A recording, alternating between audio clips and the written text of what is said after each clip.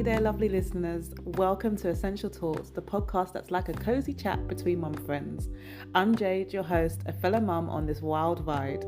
Before we jump into today's heart to heart, let me spill the tea on how this podcast came to be. Essential Talks is my way of saying, hey, I get it. It was born from my own mum life roller coaster filled with identity shifts, late night ponderings, and a good dose of chaos. So if you've ever felt like your mum hat is a bit snug or you're riding the ups and downs, you're in good company. Now let's get to the good stuff. In our very first episode, we're hanging out with Laura, the genius behind the 5am Mama. Picture this, 2022, Laura's second maternity leave, and she decides to create a brand that's all about celebrating the real moments of motherhood. Cute clothes for both you and your little one. Yes, please. Laura spills the beans on how the 5am Mama came to life and opens up about her own mum journey. Get ready for some real talk, laughs, and maybe a few aha moments. I'm buzzing with excitement to share this chat with you all. Grab a cuppa, cozy up, and let's dive into Essential Talks. Because you know what? We're all in this together. So, Laura, I think we will start with some quick fire questions. So the first question is, if you was a superhero, what would your superpower be and why? When I've thought about this before, because I have thought about this before, I've always gone with flying. I think flying would be the best superpower because you could just get everywhere so quickly, and then you'd also have a really good view of What's of going the world. Yeah.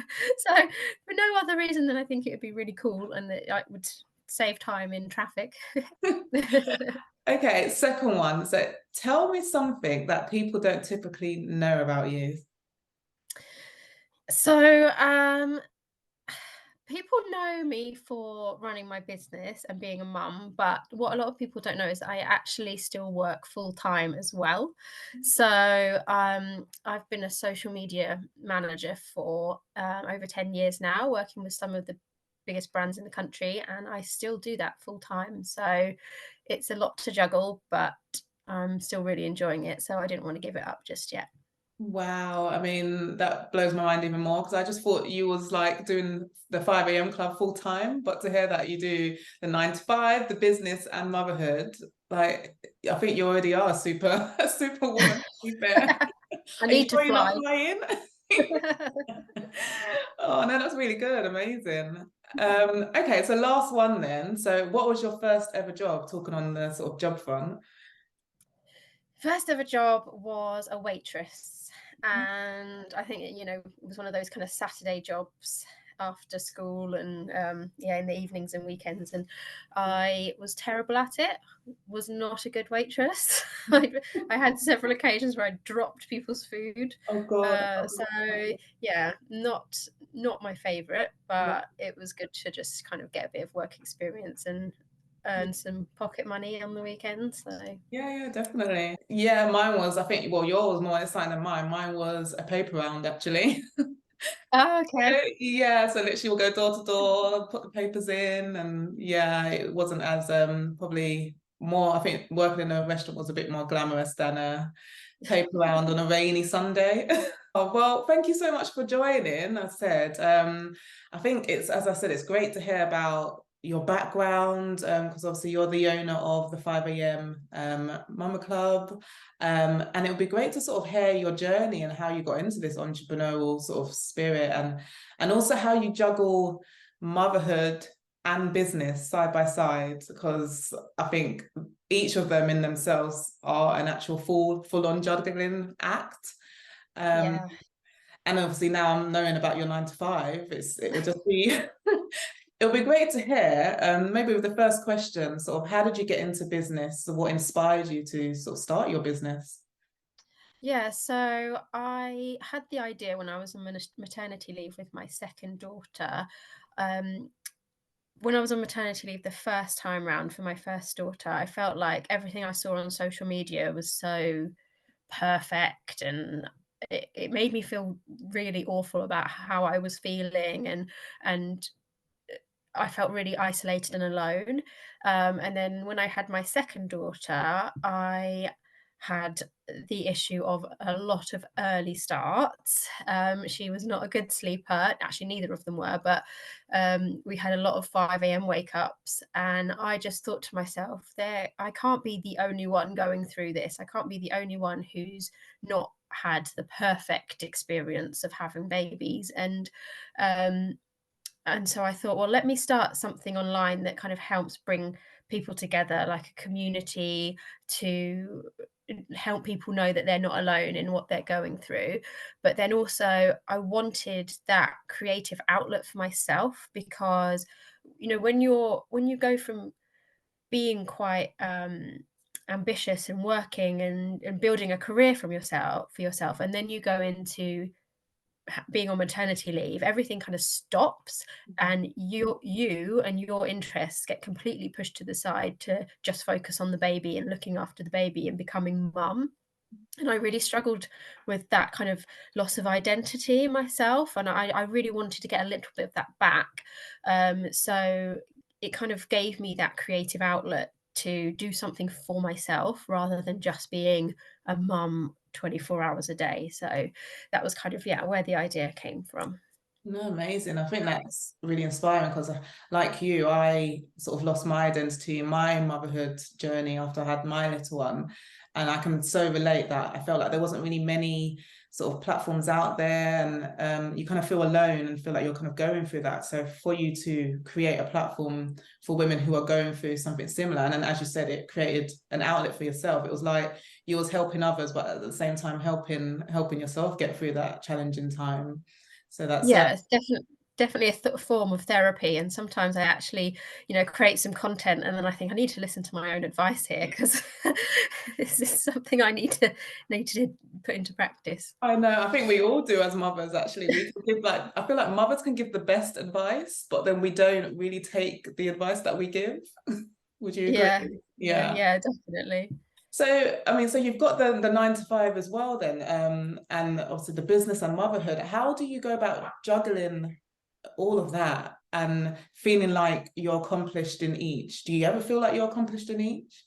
I mean, I feel like I'm one of those, is it a swan or a duck that looks like they're okay, but then underneath the water just paddling, paddling, paddling the whole time. It is a juggle.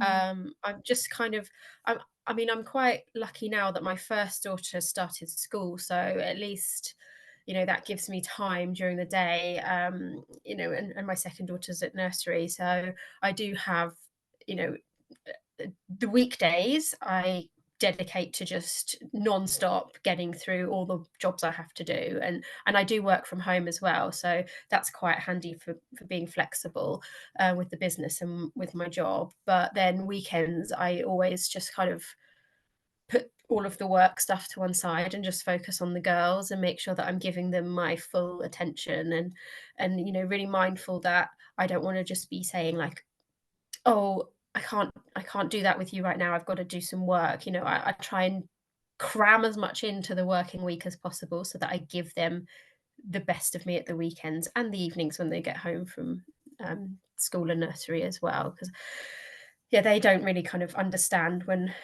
mummy has to go on the computer and things like that. They just want me to be with them and be present and play with them. So yeah, but then there's also times after they go to bed where I go back on the laptop and I sort of carry on finishing some bits and bobs. So it's just, yeah, it is a juggle, but Yeah, I'm definitely. enjoying it. And I think when you enjoy something, it doesn't necessarily feel like hard work or too much of a burden. So Yeah, definitely. And I guess going back to the first question where you answered and said you kind of lost yourself, and during that process of motherhood, what sort of sparked that ignition in you almost to just sort of get up and go again? Like, what was there, like a turning point where you just thought, you know what, I need to get Laura back?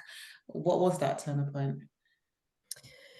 yeah, I mean, I think I just felt like I was missing something, and I can't remember how far I was into maternity leave. I think the fog had passed of the first few months, and I was getting a bit more of a routine with my daughter's, feeding and naps and things like that. And I just thought, Oh, I just can't imagine going back to work and then that just being what I do for the rest of my life because, we didn't plan on having a third. So, that was my last maternity leave, and it just felt like that was the last kind of career break as such that I would have. And I just really did not like the idea of just going back and just being, in the workplace, in the corporate world for the next 30 years or so. So, yeah, I don't know, I just kind of thought one day, let me just look into this. I've had an idea. Let me just see if it's possible. Let me just see if I can do it. And then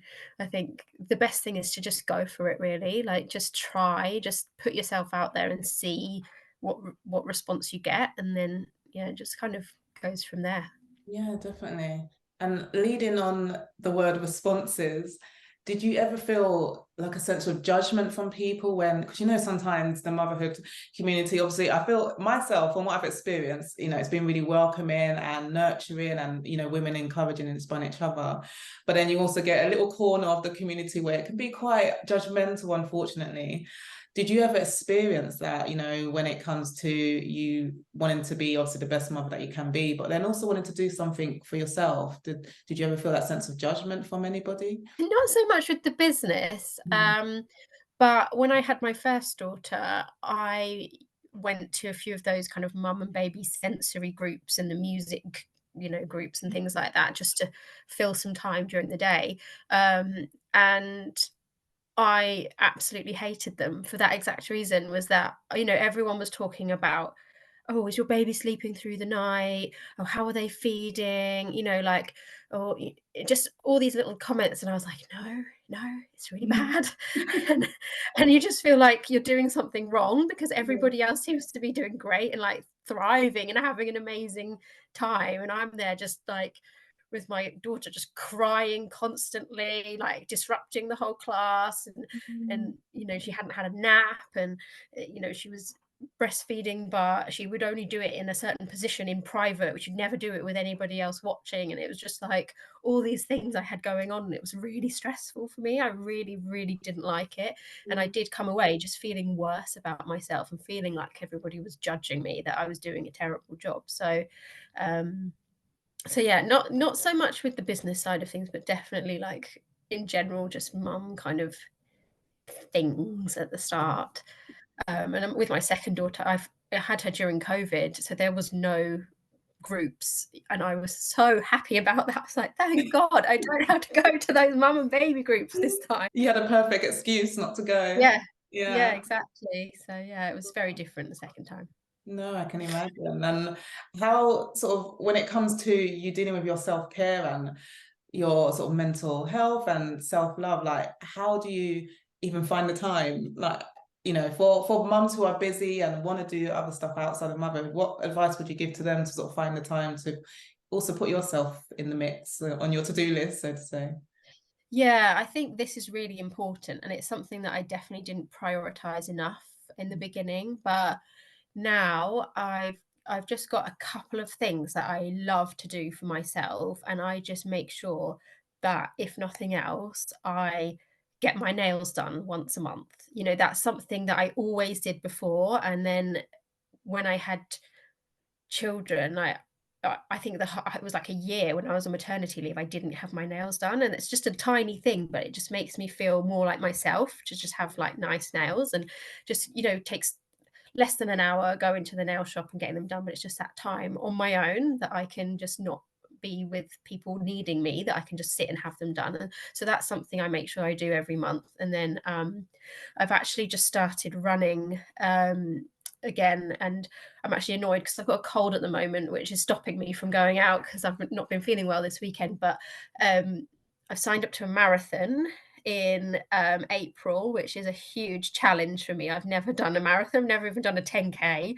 So now that's something that I'm doing for my own mental health, and just giving me that kind of, it just gives you a boost. I think once you start exercising, you kind of feel like you get into a groove with it, and then it just makes you feel better afterwards as well. So I just try, I do the school run, and then as soon as I get home, go for my run. Um, and then get back and just get on with the day after that. It just makes me feel so much better than if I kind of skip it, and or the days when I don't do the run, I just feel like a bit more sluggish. So I think it just has a great way of clearing your head and just giving you that space. Even when I'm running, I just think about all sorts of things, and then when I get home, I'm just like raring to go for the day. So yeah, that's something that I started recently doing as well. But I think it's just making sure you have just one or two things that you do for yourself, and then obviously having the childcare in place is not always easy, but just trying to prioritize that a little bit within your day as well just kind of Yeah. helps. No, definitely. And good luck with the marathon, by the way. Thank you. When you said that, that literally made me scared for myself. I kind of pictured myself trying to do a marathon for some reason, and I'm not a runner at all. So hats off to you. Like, well done. My sister-in-law signed up for it because she suffered with cancer last year. So she's now, it's kind of, she used to be a marathon runner before. She did loads of different ones. And so she's doing, it's the Brighton Marathon. She signed up for it. And then I had this moment where it was just after I'd done my work with pandas, where I created an umbrella for them and sold it for charity. So I was kind of on a high from all of that. And I was like, let me do it with you. I'm going to sign up for it, and I'll run for pandas, and I'll raise loads of money for them, and it'll be great. And now I'm thinking, oh my God, the reality's kicked in. I Yeah, actually have to you do have to do this. it. And it's Yeah. a really long way. So I know, no, but you can yeah, do it the same way you do your motherhood, your business. Just put it in that same sort of category. You yeah, can I'll get through it somehow, even if I end yeah, up walking most of the way. or crawling through the finish Yeah, line. yeah, Yeah, as long as you make it, that's all that matters. yeah. Okay, so last question, Laura, then. So, what advice would you give to fellow mums who want to start their own business but feel like they maybe don't have the time, maybe the confidence, to do so, especially when, trying to fit in their motherhood journey and other things going on around them? How would you sort of tell them to pursue that business and go for it? I think if you think about your own mental health, and you think, if it will give you something that will then make you feel better, make you feel like there's more balance in your life, then you're going to be a better mum for it. Because this is something that I learned, was that I thought that I had to just give all of myself to the children and just be like the best mum ever. But I realized that I wasn't being the best mum ever, because I had almost this resentment inside me that I had lost who I was, and I'd given up everything that was important to me just to be a mum. And then, that then translated into me getting kind of overstimulated and angry and just burn out from just constantly giving myself all the time. I'd get to the end of the day and feel like I'd not had anything done for myself at all. So I think if you're struggling with feelings of guilt, just remember that actually, if you're doing something for yourself that's making you feel better and helping you get that balance right, then you are going to be a better mum when you're with the children. And I would rather, like I said before, like the weekends, I am 100% with them, and I am just giving myself to them and being the best mum that I can possibly be. But then during the week, I get that time to then concentrate on my business and put my mind to things that matter to me and stimulate my brain in a different way to what being a mum is. So it's about finding that balance. And I think if you've got an idea and it's going to give you that spark back that makes you feel like yourself again, then you have to just go with it and not feel guilty about doing it. No, I think I can completely relate to that answer because I think, like you, during the beginning of my motherhood journey, like I said, I felt just overwhelmed. I felt like I lost myself during the process. But I think it's amazing to have conversations like this with, other women who are doing amazing things like business and, motherhood as well, to just hear that, it's something that they went through as well. Because, I mean, we would have known that we both experienced the same thing if we hadn't had this conversation. So, I'm happy that we have, in order to let other women know out there that they may be going through it, but they're not alone in this journey. And to look at two women, hopefully, who are coming out the other side of it, and yeah, just being a better self and a better mother for being a better individual as well. So no, completely agree. Thanks for sharing that, Laura. Thank But you. I think that is the end, and I do appreciate your time, and I think I hope these answers that you have given and the questions will help to inspire other women. But last question, I know I said that was the last question, but where can people find you? I mean, that's the most important question. Where can they find you? What is your website? And yeah, how can they connect? Yeah, so the website is the5ammama.com. So you can find all of the clothing and everything I've got for sale on the website. But then my social media handles are the5am.mama on Instagram and TikTok. Perfect. Well, thanks so much again, Laura, and I'm sure they'll be seeing a lot more from you. Thank you.